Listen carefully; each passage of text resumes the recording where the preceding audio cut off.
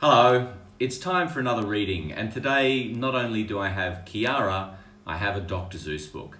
And to think that I saw it on Mulberry Street. Pretty's in my face. And to think that I saw it on Mulberry Street by Dr. Seuss. When I leave home to walk to school, Dad always says to me, "Marco, keep your eyelids up and see what you can see."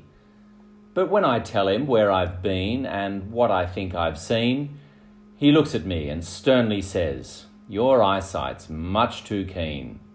Stop telling such outlandish tales. Stop turning minnows into whales."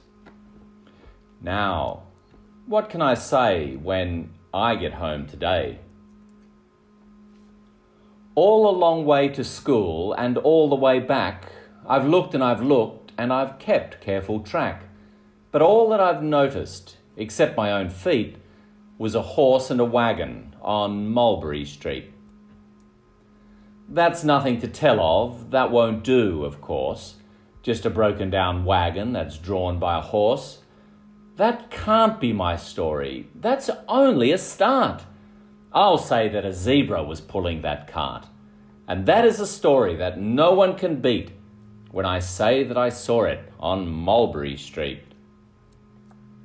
Yes, the zebra is fine, but I think it's a shame such a marvellous beast with a cart that's so tame. The story would really be better to hear if the driver I saw were a charioteer. A golden blue chariot, something to meet, rumbling like thunder down Mulberry Street. No, it won't do at all. A zebra's too small. A reindeer is better. He's fast and he's fleet, and he'd look mighty smart on old Mulberry Street. Hold on a minute. There's something wrong. A reindeer hates the way it feels to pull a thing that runs on wheels. He'd be much happier instead if he could pull a fancy sled. A reindeer and a sleigh. Say, anyone could think of that, Jack or Fred or Joe or Nat. Say, even Jane could think of that. But it isn't too late to make one little change. A sleigh and an elephant, there's something strange. I'll pick one with plenty of power and size, a blue one with plenty of fun in his eyes.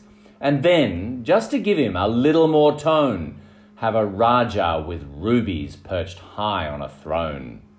Say, that makes a story that no one can beat when I say that I saw it on Mulberry Street.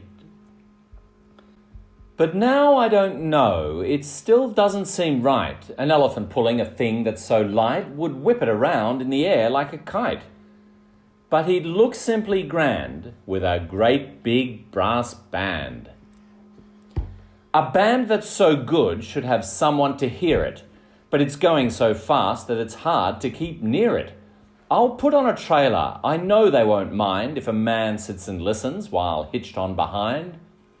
But now, is it fair? Is it fair what I've done? I bet those wagons weigh more than a ton. That's really too heavy a load for one beast. I'll give him some helpers. He needs two, at least. But now what worries me is this. Mulberry Street runs into bliss. Unless there's something I can fix up, there'll be an awful traffic mix-up. It takes police to do the trick, to guide them through where traffic's thick. It takes police to do the trick. They'll never crash now. They'll race at top speed with Sergeant Mulvaney himself in the lead. The mayor is there and he thinks it's grand, and he raises his hat as they dash by the stand. The mayor is there and the aldermen too, all waving big banners of red, white and blue. And that is a story that no one can beat when I say that I saw it on Mulberry Street.